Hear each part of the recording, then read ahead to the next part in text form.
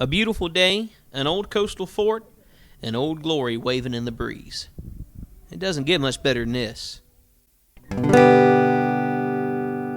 After a year and a half of trying to make the trip to Pensacola Beach to visit the historic Fort Pickens, everything finally fell into place for me to go.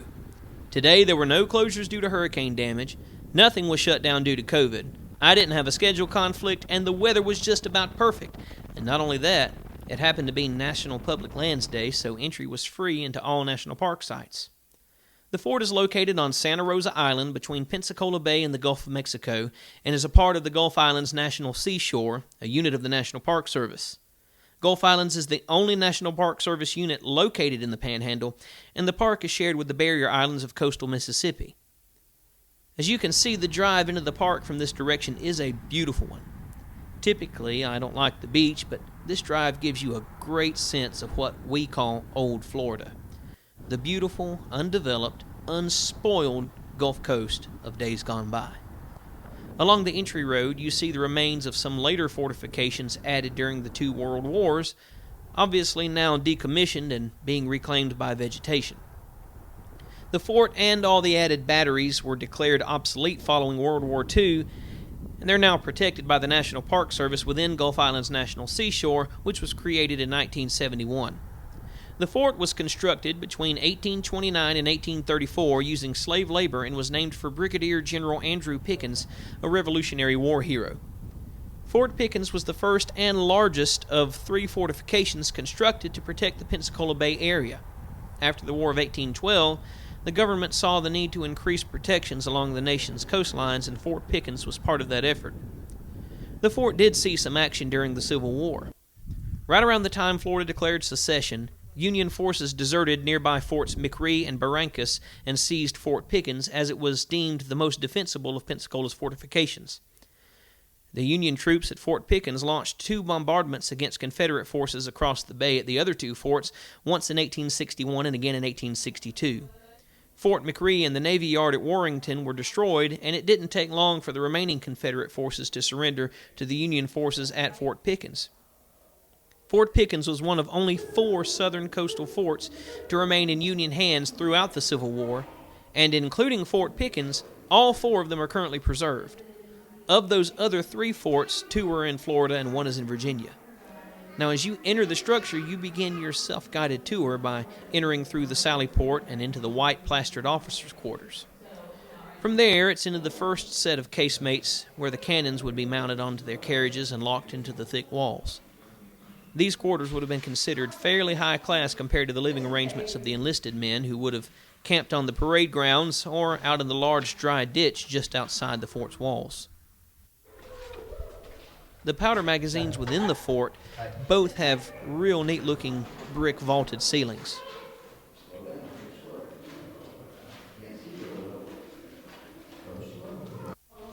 Part of this area was converted to supply electricity to a minefield which was once deployed across the entrance of the bay during the Spanish-American War. There are also chambers underneath the bastions which could be filled to the brim with gunpowder so that if the fort was breached in battle, the walls of the bastion could be blown up so as to collapse down onto the invaders. These tunnels could make for a great game of hide and seek, but unfortunately they don't connect to one another. So, as you'll see here in just a second, they both come to a dead end. Uh-huh. Are you coming, Elizabeth? Oh, that's it.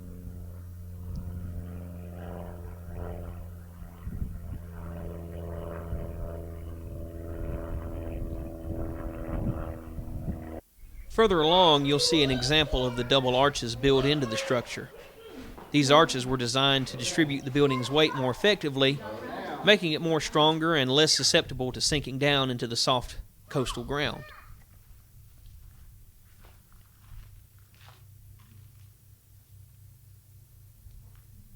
During the heyday of the Old West and the Indian Wars, many Native Americans were sent to military installations along the East Coast as prisoners, including the time the famous Geronimo was imprisoned here at Fort Pickens, as described by this interpretive marker in the south corner of the fort.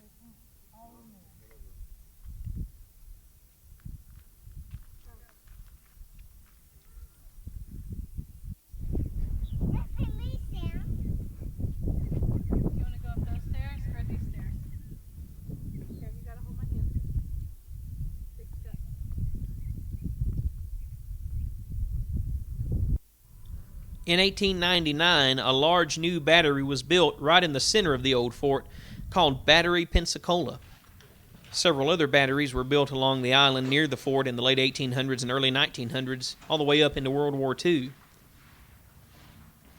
This area is where the ammunition was stored for the two large 12-inch guns mounted on top of this newer battery, and the shells could be lifted up to the guns with this old elevator system, which you can barely see right here because of how dark it is within the battery.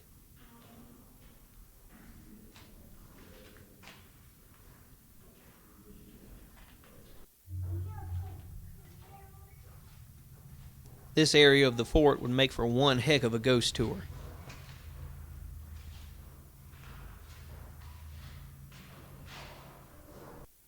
Up on top, you can see where the 12-inch guns were once mounted. These guns were mounted on retractable carriages so that once the gun barrel peeked over the wall and fired its shot, it would immediately retract back down and be hidden. There aren't any battlements full of cannon anymore, but here's this one great example left on top of the bastion facing west toward the entrance to the bay.